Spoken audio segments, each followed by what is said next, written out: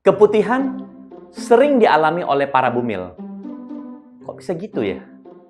Kita bahas setelah intro berikut ini. Kondisi kehamilan memang membuat banyak perubahan pada fisik bumil. Salah satunya terjadi peningkatan hormon, di mana ini berpengaruh ke sekret atau cairan vagina. Atau biasanya orang-orang bilang tuh keputihan ya. Jadi keputihan tuh menjadi lebih banyak. Jadi sekret atau cairan vagina itu menjadi lebih banyak. Ditambah lagi di trimester kedua dan trimester ketiga. Stamina bumil itu kan semakin drop tuh karena sudah makin capek ya, hamil udah berbulan-bulan. Jadi karena daya tahan tubuh stamina-nya makin turun, makin capek, biasanya diikuti juga dengan semakin banyak produksi daripada keputihan atau sekret vaginanya. Keputihan ini bisa normal dan juga bisa tidak normal. Jadi gini nih, kalau normalnya keputihan itu dia putih bening, jadi kayak putih telur ya. Nah, sedangkan yang tidak normal, itu biasanya warnanya justru nggak putih. Jadi biasanya ada perubahan warna, agak kekuningan atau bahkan kehijauan. Kemudian biasanya disertai juga dengan ada bau yang menyengat atau bau busuk. Bisa juga ada gatal. Tetapi bisa juga kadang-kadang dia berwarna putih tetapi nggak cair, tetapi dia padat, agak sedikit bergumpal. Jadi seakan-akan tuh kayak bubur gitu ya, atau kayak yogurt, kurang lebih semacam itulah. Keputihan yang abnormal ini umumnya disebabkan oleh kalau nggak bakteri, atau jamur, atau parasit. Dan ini harus diobati oleh dokter kandungan sesuai dengan penyebabnya. Jadi nggak bisa tuh kita ngobatin sendiri. Kita anggap setiap ada keputihan kayak gini, jangan-jangan ini jamur nih. Kita beli obat jamur sendiri. Ternyata bukan jamur, ternyata dia penyebabnya bakteri. Ataupun sebaliknya, ini penyebabnya parasit, kita minum obat jamur. Itu juga nggak sesuai. Akhirnya apa? Nanti badan kita resisten sama antibiotik tersebut. Sehingga pada saat kita sakit yang seperti itu, contohnya kita sakit jamur, dulunya kita nggak minum obat jamur, kita pakai obat jamur. Pada saat sakit jamur, kita minum obat jamur, udah nggak mempan. Itu namanya resisten. Jadi hati-hati buat kalian, terutama yang lagi hamil, untuk ngobatin keputihannya. Karena tidak semua obat keputihan itu aman digunakan untuk orang hamil. Kemudian ada yang bertanya, apa sih bahayanya kalau keputihan abnormal ini terjadi terutama pada orang hamil? Nah, yang bisa terjadi akhirnya kuman-kuman abnormal di vaginanya semakin banyak dan naik ke atas. Jadi infeksi dari bawah naik ke atas. Istilahnya infeksi ascenderen. Ini dapat menyebabkan keguguran kalau terjadi di trimester pertama. Bahkan kalau di trimester lebih lanjut bisa terjadi ketuban pecah dini hingga kadang-kadang bisa terjadi kelahiran prematur. Yang terpenting adalah menjaga kesehatan organ intim atau vagina. Sebenarnya hal ini untuk semua wanita, jadi nggak cuma untuk orang hamil aja. Kenapa sih? Karena wanita itu organ genitalnya yaitu vagina itu kan letaknya ke dalam. Jadi agak-agak susah-susah gampang tuh dijaga kebersihannya. Apalagi namanya vagina ini lokasinya juga dekat sama anus. Dan kemudian jadi bisa sedikit lebih terkontaminasi ya akibat kotoran yang keluar dari anus. Ditambah lagi daerahnya tertutup di bawah gitu ya. Jadi lebih lembab. Jadi ini sangat mudah untuk dapat merubah pH vagina. pH atau singkatan dari power of hydrogen ini adalah derajat keasaman dari vagina, nilainya 1 sampai 14 gitu loh. Nah, pH vagina normal itu biasanya berkisar antara 3,5 hingga 4,5. pH vagina ini sangat penting karena berhubungan dengan kesehatan vagina, terutama keseimbangan bakteri vagina, jadi bakteri yang baik dan tidak baiknya.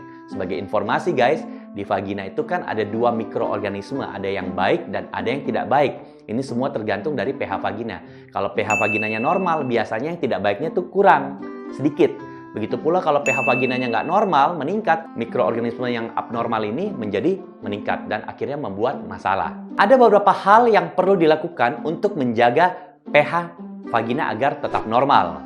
Pertama, pada saat bilas vagina setelah buang air kecil atau buang air besar, lakukanlah dari depan ke belakang untuk menghindari kuman-kuman dari anus bisa terdorong masuk ke arah vagina di depan, seperti itu.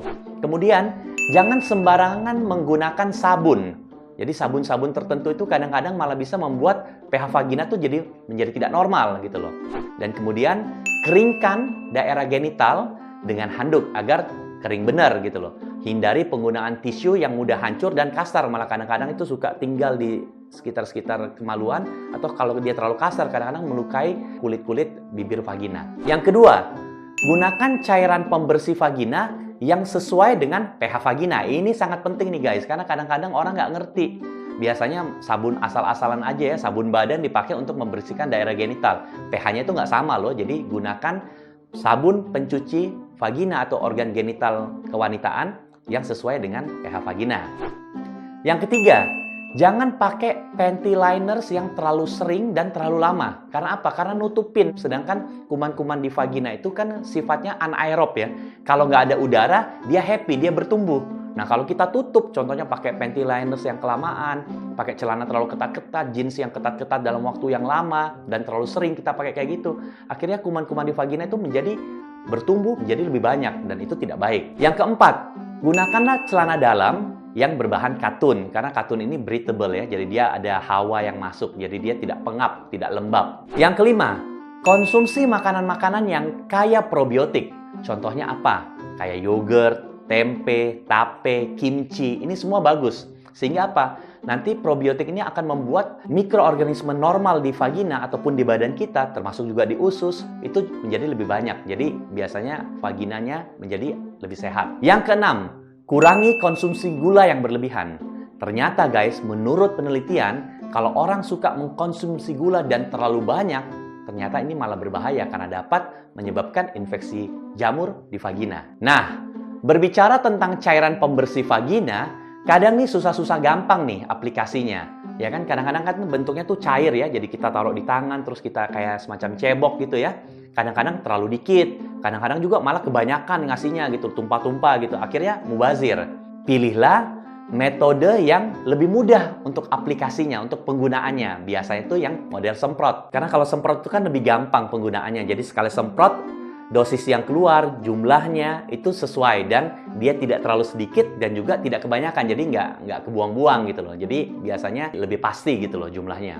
Apalagi, mohon maaf nih, kadang-kadang ibu hamil kan karena badannya tambah besar, perutnya besar, pahanya melebar, kadang-kadang kan agak sulit nih mobilisasi ya. Jadi dia agak bingung nih kalau kayak mau cebok dan segala macam. Nah, kalau model-model semprot ini kan lebih gampang karena tinggal dipencet, diarahkan ke depan bibir kemaluan. Mungkin kalau memungkinkan bibir kemaluan itu sedikit dilebarkan, kita semprot aja dari depan. Itu sudah cukup. Cairan perawatan area kewanitaan ini selain dapat menjaga pH vagina jadi berkisar antara 3,5 sampai 4,5 ya, jadi kurang dari 4,5, itu harus sudah teruji secara klinis dan juga dermatologis. Jadi nggak bisa nih kita pakai cairan pembersih dan segala macam, tapi ternyata nggak ada gunanya gitu loh, karena tidak terbukti secara klinis.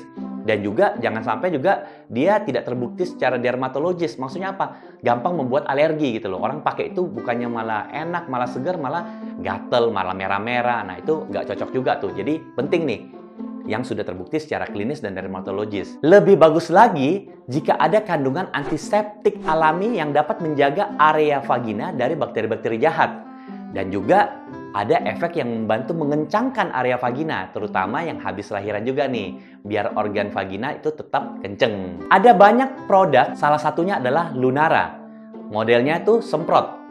Nah, gampang kan pakainya, mudah penggunaannya, dan wanginya wangi gitu loh. Nah, ini dapat membuat wanita, khususnya bumil ataupun wanita pada umumnya menjadi lebih pede. Lunara juga mengandung asam laktat. Jadi asam laktat ini yang menjaga pH vagina itu tetap berkisar antara 3,5 sampai 4,5. Kemudian mengandung ekstrak daun sirih. Daun sirih hijau nih. Jadi daun sirih hijau ini dapat menghambat tumbuhnya jamur dan bakteri-bakteri jahat. Kemudian ketiga, Lunara juga mengandung ekstrak manjakani. Manjakani ini semacam antiseptik alami. Serta yang keempat, Lunara mengandung ekstrak kayu rapet. Nah, senyawa ini mengandung flavonoid dan polifenol yang dapat mengurangi nyeri rahim setelah melahirkan. Dan ternyata itu semua juga dapat membantu menguatkan dan mengencangkan vagina. Oke guys, jadi itu tadi sekilas info tentang keputihan dan gimana untuk menjaga agar organ kewanitaan atau organ genital atau vagina tetap sehat. Salah satunya seperti menggunakan produk-produk yang sudah teruji keamanan dan khasiatnya. Dan perlu diingat, menjaga area kewanitaan, kebersihan genital itu bukan cuma untuk bumil doang, tetapi untuk semua wanita. Kenapa? Karena kebersihan itu adalah sebagian daripada iman. Oke guys, sekian video ini. Semoga kalian suka dan mendapat manfaat. Jangan lupa di like, share ke teman-teman yang lain, dan tuliskan pertanyaan kalau ada pertanyaan di kolom komentar.